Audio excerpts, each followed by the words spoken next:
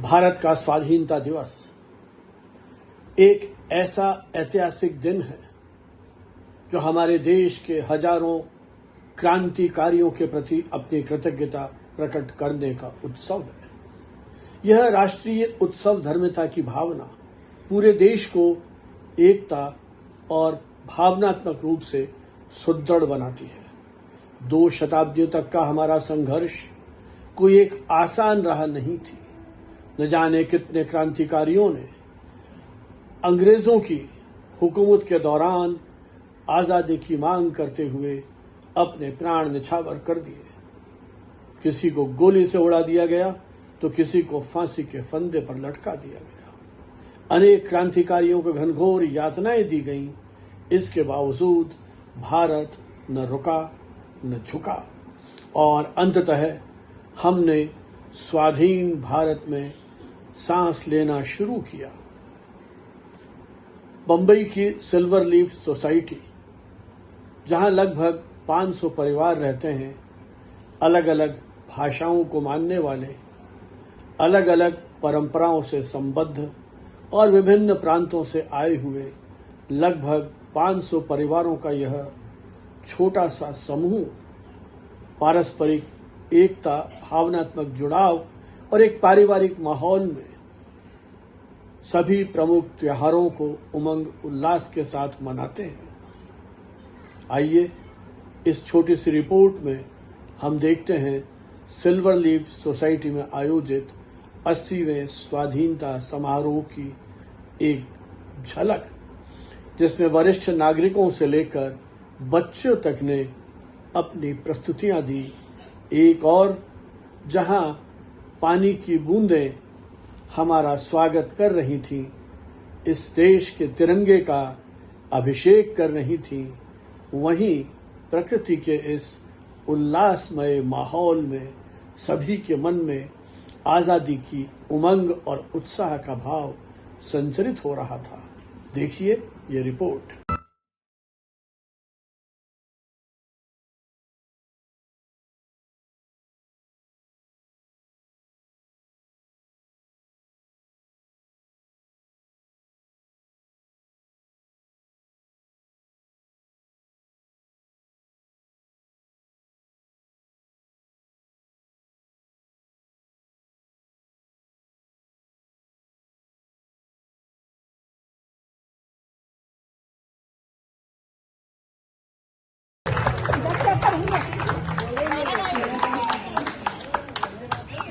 जन गण मन अधिनायक जय हे भारत भाग्य विधाता।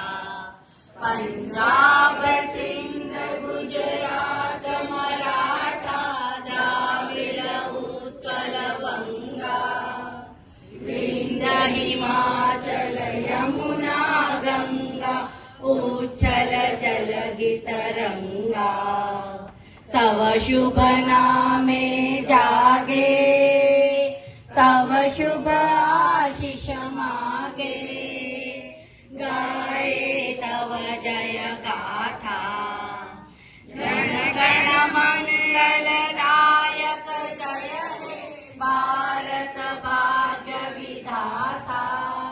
जय हे जय हे जय हे जय जय जय जय हे। भारत माता की जय, भारत माता की जय, भारत माता की जय। वंदे मातरम, वंदे मातरम, वंदे मातरम। अब वंदे मातरम गाएंगे। वंदे मातरम आता है?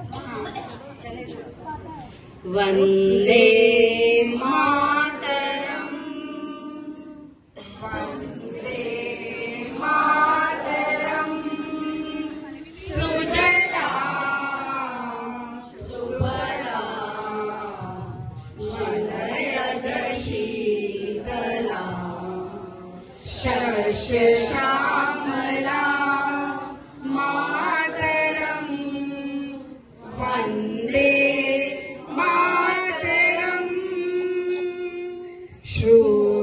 शुभ्रजोत्स्नं पुलकित यामिनी फुल्लक सुमिता द्रुमदल शोभिनी सुहासिनी सुमधुर भाषिणी सुखदां वरदां मातरम् वन्दे मातरम् वन्दे मातरम् शुभज्योत्स्ना पुलकित यामिनी फुल्लक सुमिता द्रुमदल शोभिनी सुहासिनी सुमधुर भाषिणी सुखदां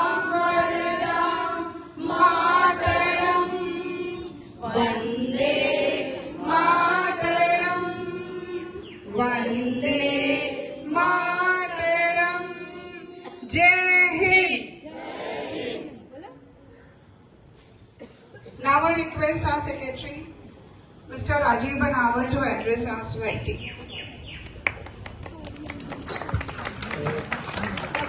और सभी सिल्वर लीफ के रेजिडेंट्स को 79 ईयर्स पूरे होने पे इंडिपेंडेंस डे की स्वतंत्रता दिवस की बहुत बहुत बधाई।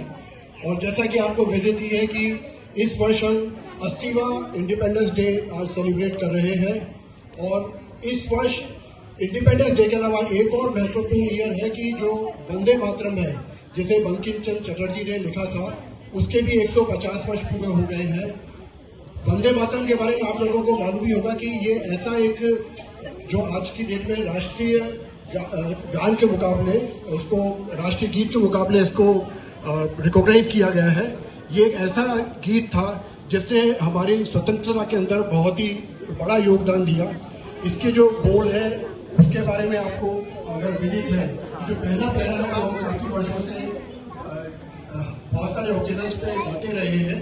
और उसके अंदर बेसिकली वंदे मातरम में ये परिकल्पना की गई है कि जो हमारा देश है वो हमारी माँ के समान है, और जिस तरह से हम अपनी माँ की पूजा करते हैं, उसकी देखभाल करते हैं, उसी तरह से हमें अपने देश की भी देखभाल करना है और उसके डेवलपमेंट के लिए अपने को काम करना है।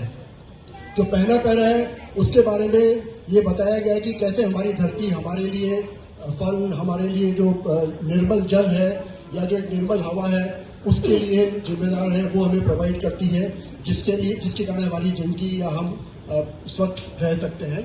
और जो दूसरा और तीसरा पैरा है जो कि इस वर्ष से धीरे धीरे कंपल्सरी किया जा रहा है सभी राष्ट्रीय कार्यक्रमों में, उसमें ये बताया गया है कि उसकी ये कल्पना की गई है कि जो दुर्गा, लक्ष्मी और सरस्वती, उससे हमारी देश की कल्पना की गई है।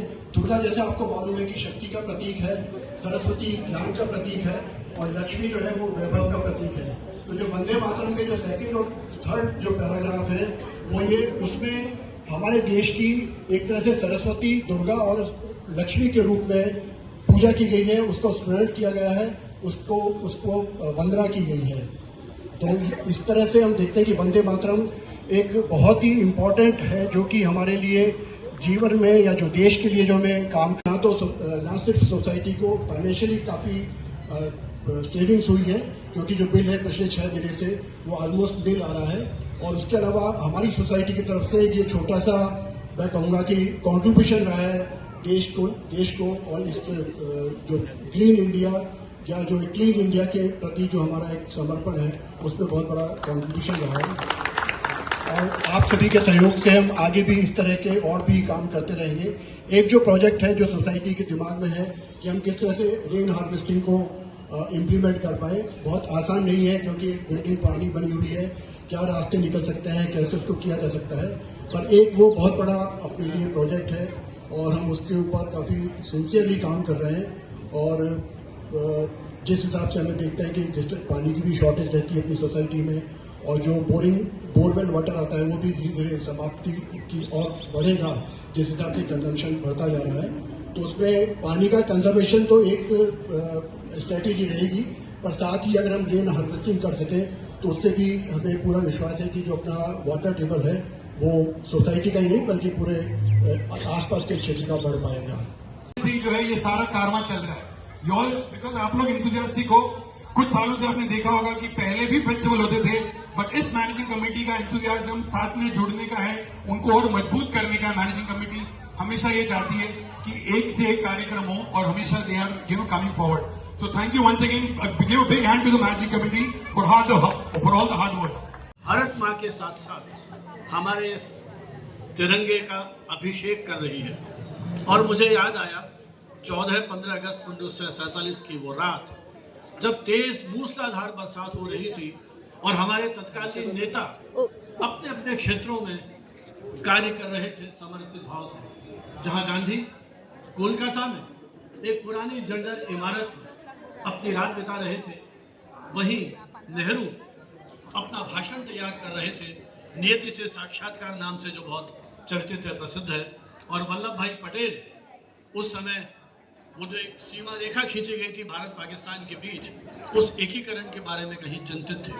और सुबह उम्मीद थी कि 30-35 हजार लोग इकट्ठे होंगे, वो 5 लाख की भीड़ इकट्ठी हो गई। माउंटबेटन की गाड़ी बग्घी वहीं फंस गई और उन्होंने जब कहा नेहरू से कि झंडा ऊपर चढ़ाओ, दिखाई दिया मानो ईश्वर भी बादलों से झांक करके ये मनोरम दृश्य देख रहा है। ठीक है, सांप्रदायिक विद्वेष की स्थिति थी, लेकिन फिर भी देखिए बारिश जब होती है तब क्या होता है, उसके पहले क्या होता है, धरती तपती है, तेज गर्मी, और आप तो समुद्र के किनारे रह रहे हैं, समुद्र भी भाप बन के ऊपर उड़ता है और बादलों में से बन के बरसता है। तो बादल बरसने से पहले जिस तपस्या से गुजरते हैं, तो आप कल्पना कीजिए हमारे देश का आजादी का 2 शताब्दी का जो ये आंदोलन है, ये आसान नहीं था। कितनी गोलियां चली, कितने लोगों ने बलिदान दिया, लाठियां चली, हमारे स्वाधीनता सेनानी तो पुलिस के प्रहार से मारे तक गए, कितने लोगों को कुचल दिया, कितने पत्रकारों को तोप के गोले के सामने खड़ा करके उड़ा दिया गया। 2 शताब्दी की यात्रा आसान नहीं थी। जैसे बादल बरसने के पहले तपते हैं, आज़ादी प्राप्त करने के लिए भी हमने बहुत तपस्या की है, और फिर आज एक बार लगा कि प्रकृति बरस रही है। बॉम्बे मुझे बहुत ज़्यादा समय नहीं हुआ है, बारिश होती है तो देखता हूँ किस तरह से यातायात अवरुद्ध होता है, जगह जगह पानी भर जाता है, बम्बई गिरती है, उठती है, लेकिन फिर भी दौड़ती रहती है। भारत का स्वाधीनता आंदोलन भी इसी तरह से निर्बाध चलता रहा और कोई ताकत हमारे उस आजादी के आंदोलन को ना रोक पाई, ना झुका पाई। यही शायद इस देश का सामर्थ्य है, यही इस देश की शक्ति है। और पंडित नेहरू ने जब 14-15 अगस्त की रात को अपने भाषण में कहा था, जब पूरी दुनिया सोई हुई है, हालांकि प्रतीकात्मक बात थी, आधी दुनिया जग रही थी, आधी दुनिया सो रही थी, लेकिन नेहरू का भाव ये था कि जब पूरी दुनिया सोई हुई है, तब भारत स्वाधीनता के एक नए दौर में जाग रहा होगा। और फिर उन्होंने बहुत सारी बातें कही थी कि इस तरह से समाज के अंतिम छोर पर बैठे हुए व्यक्ति को हमें जगाना है। पिछली बार मैंने आपसे बात की थी उषा मेहता के कांग्रेस रेडियो के बारे में। आज मैंने सोचा कि किस विषय पर बात करूं। कुछ घटनाएं मैंने इकट्ठी की, बंबई का देश के आज़ादी के आंदोलन में क्या योगदान रहा। अगस्त क्रांति मैदान, जिसे ग्वालियर मैदान शायद पहले कहा जाता था, कभी वहां जाएं और आप महसूस करें गांधी का वो आंदोलन, करेंगे या मरेंगे, जिसे करो या मरो के नाम से ज्यादा जाना जाता है। मैंने कहीं पढ़ा कि गांधी का आह्वान था करेंगे या मरेंगे। खुद का एक तरह से भाव था कि अपन अपनी कुर्बानी दे देंगे देश के लिए, देश की आज़ादी के लिए, अपने कर्तव्यों के लिए, अपने अधिकारों के लिए। इस तरह की बात उन्होंने कही थी। वो वही मैदान था जब गांधी जी ने 8-9 अगस्त को ये जब बात वहाँ हो रही थी और ब्रिटिश सत्ता ने हमारे नेताओं को गिरफ्तार कर लिया, ये सोच करके कि आंदोलन तो थम जाएगा। गांधी अंदर चले गए जेल में, अरुणा आसिफ अली जैसी महिलाएं आती है और 9 अगस्त की सुबह झंडा फहराती है। झंडा फहराना महत्वपूर्ण नहीं है, झंडा प्रतीक है देश की एकता, अखंडता, प्रतिबद्धता का, और उसके साथ ही वो भूमिगत हो जाती है, उनकी संपत्ति जब्त कर ली जाती है। अरुणा आसिफ अली छिप करके उस पूरे आंदोलन की रूपरेखा चलाती है और देश की जनचेतना को आगे बढ़ाने के लिए कहीं न कहीं प्रतिबद्ध होती है। हमारे नेताओं ने उस समय इस बात को महसूस किया था कि बहुत कुछ कहने के लिए, जनता को जागरूक करने के लिए नारों का अपना महत्व है। साइमन गो बैक, इन 3 शब्दों में पूरा देश जैसे उठ खड़ा हुआ हो। क्विट इंडिया, अंग्रेजों भारत छोड़ो, पूरा देश जैसे झूमने लगा हो उन नारों के ऊपर। नेताजी ने कहा था दिल्ली चलो, और उसी क्रम में मुझे याद आया आपके एक गुनू करके, बाबू गुनू करके एक यहाँ मिल मजदूर था, एक साधारण सा इंसान जिसके पास कोई पद नहीं था, जिसके पास कोई राजनीतिक शक्ति नहीं थी, लेकिन था क्या, देश के प्रति एक जज्बा। पराधीन भारत में जब गांधी ने आह्वान किया विदेशी वस्त्रों के होली जलाने का, विदेशी वस्त्रों के बहिष्कार का, उस समय ये बाबू गुनू जो है वहां खड़ा था, और जब देखा कि एक मिल में से ट्रक निकल के आ रहा है जिसमें विदेशी वस्त्र हैं, लोगों ने ट्रक को रोकने की कोशिश की, पुलिस ने बल प्रयोग करके उनको हटा दिया। तब वो युवा ये सोचता है कि मैं तो निहत्था हूं, मेरे पास तो कुछ नहीं है, और वो ट्रक के आगे कूद जाता है, ये सोचकर कि शायद एक व्यक्ति को, युवक को देख करके वो ड्राइवर रुक जाएगा। अंग्रेज अधिकारी ने आदेश दिया कि आगे बढ़ो, और ट्रक उससे कुचलता हुआ निकल जाता है। अब देखिए एक 28-30 साल का नौजवान जिसने अपना बलिदान दे दिया, ऐसे न जाने कितने इंसान हैं, कितने मजदूर हैं, कितने युवक हैं, कितने पत्रकार हैं। हम जब पढ़ाते हैं पत्रकारिता का इतिहास तो मुझे याद आता है एक स्वराज्य अखबार था जिसका विज्ञापन निकला था, चाहिए एक संपादक, वेतन हर संपादकी पे 2 गिलास ठंडा पानी, हर संपादकी पे 1 सूखी रोटी, 1 गिलास ठंडा पानी और 10 वर्ष की जेल। ये तपस्या थी, अक्षरों की तपस्या की हमारे यहाँ लोगों ने। 1946 बंबई बंदरगाह पर नौसैनिकों ने विद्रोह कर दिया। शुरू में विद्रोह सुविधाओं को लेकर के था, खाना ठीक मिले, सेवा शर्तें ठीक हो, लेकिन शीघ्र ही इसमें राजनीतिक अधिकारों की बात जुड़ गई। देश आजाद हो और वो अंग्रेज सत्ता जो उसी पर टिकी हुई थी, उस नौसेना के सामर्थ्य पर, वो एक तरह से घबरा गए। उन्हें लगा कि हम बहुत लंबे समय तक शायद इस देश पर शासन नहीं कर पाएंगे, और 15 अगस्त 1947 का वो सूर्योदय हमने देखा। देखिए फिर बारिश की बूंदें, जहाँ लोगों ने खून की होलियां खेली, वहीं प्रकृति भी इस बरसात के माध्यम से आनंदित हो रही है, प्रफुल्लित हो रही है, इस संकल्प के लिए कि आप भी इसी प्रकृति की भांति एक संकल्प के साथ इस देश की एकता, अखंडता, प्रभुसत्ता के लिए अपने आप का बलिदान करें। जब अरुणा आसिफ अली अन्याय का प्रतिकार कर सकती है, जब उषा मेहता सेंसरशिप के खिलाफ आंदोलन उठा सकती है, तो क्या आप और हम कोई इस तरह का प्रयोग नहीं कर सकते, इस तरह की क्रांति नहीं कर सकते कि अन्याय के खिलाफ आवाज उठाएं, मीडिया की विश्वसनीयता को कायम करने के लिए एक उस तरह की जनचेतना जगाएं। मुझे लगता है जब हम एक समर्पित भाव से काम करेंगे तो ये देश, या हमारे देश के प्रधानमंत्री का जो सपना 2047 का विकसित भारत, बहुत बड़ी चुनौती है। देश में कई सेमिनार्स इसको लेकर के हो रही हैं, बहुत पैसा दिया जा रहा है उस व्यूह रचना के लिए। 47 का वो विकसित भारत देखना है, हम सबको आगे आना होगा। केवल नारों से या भाषणों से विकसित भारत नहीं होगा, हमें समृद्ध भाव से आगे आना होगा। इन्हीं शब्दों के साथ जय हिंद, जय भारत और वंदे मातरम।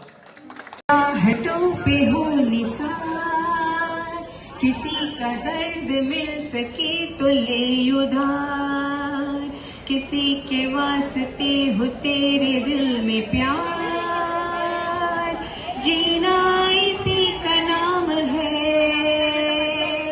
जीना इसी का नाम है, किसी की मुस्कुराहटों पे हो निसार, किसी का दर्द मिल सके तो ले उधार, किसी के वास्ते हो तेरे दिल में प्यार, जीना इसी का नाम है।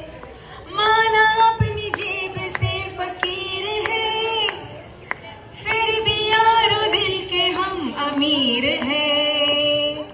माना अपनी जेब से फकीर है, फिर भी यारो दिल के हम। आज हिमालय की चोटी ने फिर हमसे ललकारा है, दूर हटो, दूर हटो, दूर हटो, ये दुनिया वालों, हिंदुस्तान हमारा है।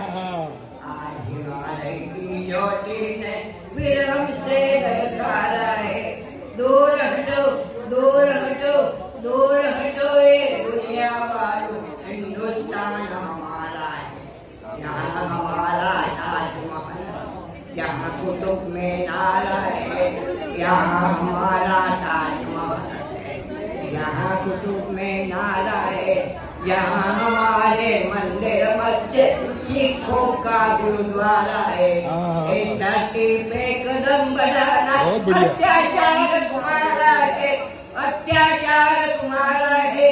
दूर हटो, दूर हटो, दूर हटो, ये दुनिया वालों, हिंदुस्तान हमारा है। शुरू हुआ है जब हमारा, जागो हिंदुस्तानी, तुमने किसी के जागे झुकना, जर्मन हो या जापानी, आज सभी के लिए हमारा यही तो में नारा है। दूर हटो, दूर हटो, दूर हटो। भारत माता की जय। क्या बात। मातरम वंदे मातरम शुभ्रतोक्ष पुलकितयामिनी पुल्लभसुमिता द्रुमदलशोभिनी सुभाषिणी सुमकुलदाशिनी सुकलां वरदा मातरम वंदे मातरम वंदे मातरम। विधाता पंजाब छिंद विदा उठ अलभंगा विंध्य हिमाचल यमुना गंगा उत्तरे तव चितलंगा गाए तव जय दाता जय हिंद।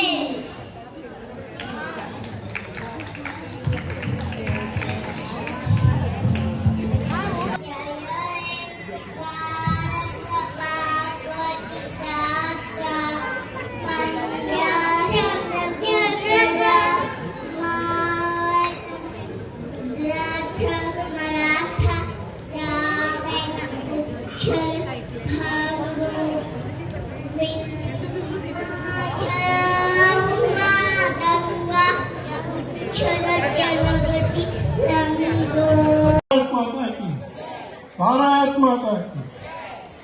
दोस्तों, 15 अगस्त 1947 ये कोई एक आम तारीख नहीं है। ये हमारा इतिहास है, हमारे देश का इतिहास है, जिसको कोई भी भारतीय न भूलेगा न भूल सकता है। हमारे देश के बच्चे बच्चे को 15 अगस्त की जो हिस्ट्री है, जो हमारे वीर पुरुषों का बलिदान है, जो क्रांतिकारी नेताओं ने हमारे देश की आज़ादी के लिए बलिदान दिया है, उसकी कहानियाँ 15 अगस्त के दिन ही जीवंत होती है। इसीलिए हमारे देश में हर सोसाइटी में, हर स्कूल में, हर संस्थान में 15 अगस्त मनाने का एक विशेष महत्व है और हमें हर साल, हर वर्ष इस उत्सव को अपने तन मन और धन से मनाना चाहिए। ये हमारे लिए एक फॉर्मेलिटी नहीं है कि आ गए, जनगण मन गा लिया और चले गए। हमारे मन के अंदर राष्ट्र भावना, देशभक्ति, देश के प्रति कुछ करने की सब प्रबलता, इच्छा और विश्वास होना चाहिए। जितना हम अपने व्यक्तिगत रूप से कर सकते हैं, छोटी छोटी बातों को लेकर हम दूसरे लोगों के लिए कुछ कर सकते हैं, देश के लिए कुछ कर सकते हैं, हमें करना चाहिए। हमारा एक छोटा सा कंट्रीब्यूशन धीरे धीरे एक बड़ा कंट्रीब्यूशन बनता है। यदि आप चाहें, कचरा फेंकना, पानी की बोतल फेंकना, रोंग साइड चलना, गंदगी फैलाना, अगर ये छोटी छोटी चीज़ें भी अपने आप से बंद कर दें तो ये भी आपका देश के प्रति कर्तव्य एक आपका कंट्रीब्यूशन है। तो आप सभी का मैं अभिनंदन करता हूँ। 15 अगस्त 1947 जैसा आप जानते हैं, भारत माता की जय। Happy Independence Day to all of you.